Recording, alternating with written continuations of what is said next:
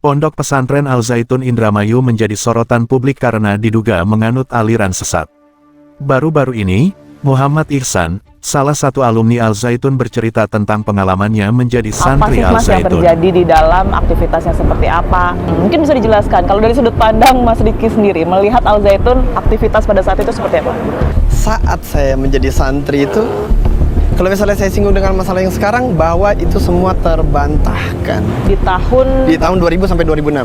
Karena syariat yang saya jalankan saat itu, saya cukup menyayangkan aja apa yang terjadi saat-saat ini. nggak ada sama sekali yang mencurigakan? Saat saya jadi santri, tidak. Termasuk dana mungkin? Kalau dana saya ngerasa nggak tersinggung ya, karena emang kita bayar 9 juta saat itu Di awal ya? di awal untuk 6 tahun pendidikan. Saya merasa itu sebuah profit ya, karena nggak ada biaya pendidikan yang dalam 6 tahun itu cost-nya itu di 9 juta, saya rasa nggak ada. Tapi sempat mikir nggak sih dengan pengeluaran yang kalian keluarkan awal masuk 9 juta gitu ya, dengan juga dibandingkan fasilitas yang sedemikian megahnya, banyak, kemudian juga lengkap, masuk akal nggak? Enggak dong. Kalau misalnya hitung-hitungan kos ya nggak dapet itu. Tapi otomatis kan kita cari dananya dari mana sih. Saat itu kita nggak berpikir bahwa NII ya. Saya nggak pernah berpikir bahwa itu NII. Kenapa? Karena di saat 1 Muharram, banyak orang, berbondong-bondong orang datang ke Al-Zaitun untuk bersedekah. Apa yang disedekahkan? Uang. Kemana uang disedekahkan? Karena kita bersedekah saat itu ke masjid. Masjid belum jadi. Asumsi orang awam yang ingin bersedekah untuk jariah pasti ke masjid. Bermiliaran saat itu saya dengar gitu. Nah, perkara uangnya dijadikan ke masjid atau menjadi biaya operasional, itu saya nggak bisa jawab. Tapi setiap ada event pasti digelar untuk bersedekah. Bagi Riki, tidak ada yang mencurigakan ketika dirinya masih aktif sebagai santri Pondok Pesantren Al-Zaitun. Namun cerita yang cukup mengagetkan kami dapatkan dari Riki ketika dirinya lulus dari Pondok Pesantren Al-Zaitun. Saya pernah mau dibayat. Akhirnya ketemu lah di tahun 2022. Pernah mau dibayat? Yes. Tahun? Tahun 2022 kemarin. Nggak lama ini. Ini cerita pribadi saya ya. Dan saya gemes banget dengan orang ini gitu. Saya gemes. Sebelumnya nggak pernah ketemu ya Mas? Nggak. Dia saya dipertemukan oleh teman majelis taklim saya di rumah. Ki, ada Ustadz Al-Zaitun yang mau ngobrol sama kamu, bla bla bla bla bla. Boleh? Saya bilang.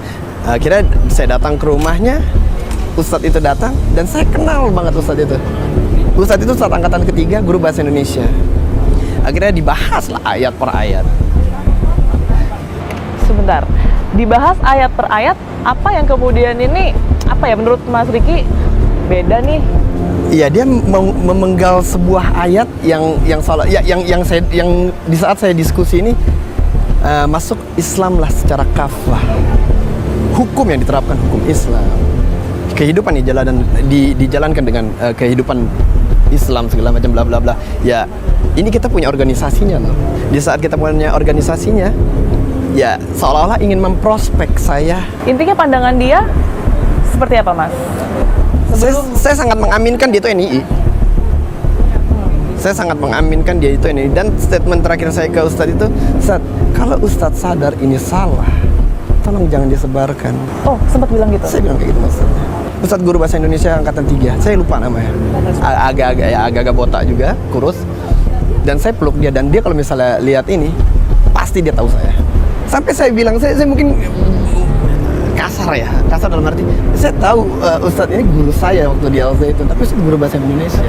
Okay. Jangan bahas Quran, jangan main jangan ambil penggalan ayat-ayat. Penggalan ayat-ayat bagus untuk kebaikan, ya lu ambil yang baiknya, terapkan. Kalau misalnya lu ngerasa saya mau ngambil ayat ini untuk kepentingan, tinggalin Ustadz. Ustadz yang ditemui sama Mas Riki itu sekarang sudah tidak di Al-Zaitun artinya? Mungkin masih. Panji Gumilang membantah semua tuduhan yang menyebut Al-Zaitun tidak mewajibkan salat, ibadah puasa, ibadah haji, dan memperbolehkan berzina karena dosanya bisa ditebus dengan uang.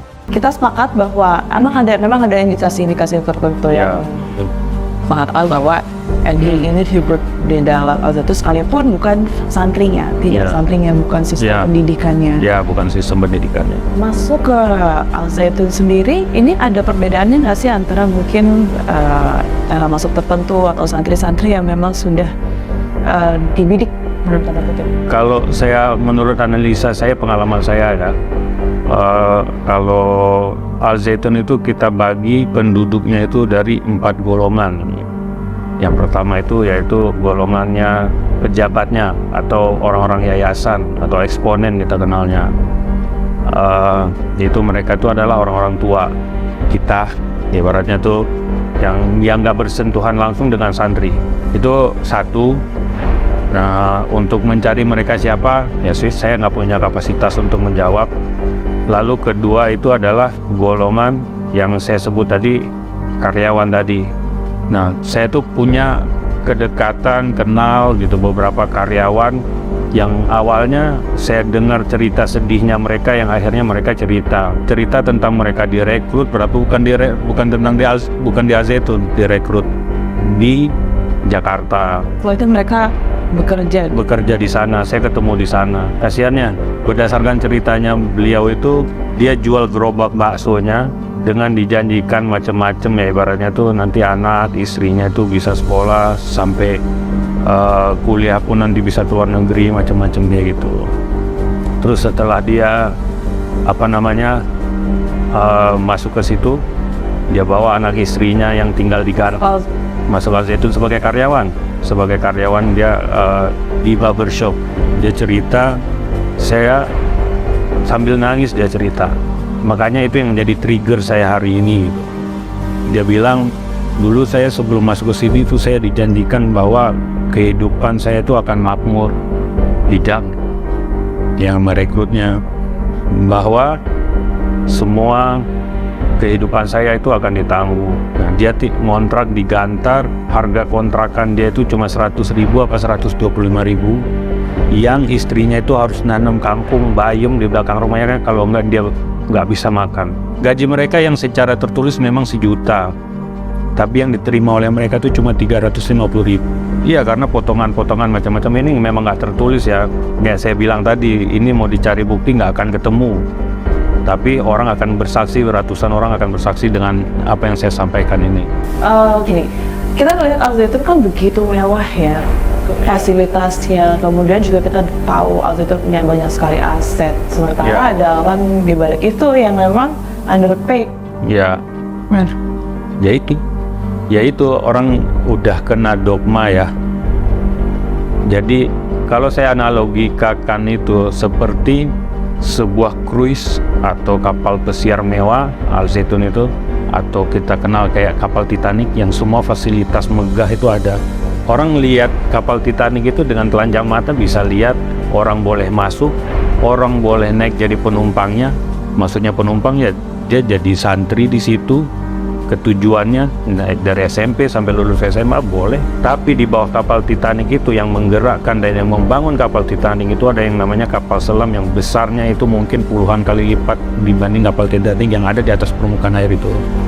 Yang di bawah permukaan yang semua orang nggak akan bisa lihat kecuali ya orang-orang yang direkrut tadi, yang mereka menyerahkan semuanya ke merekrutnya itu.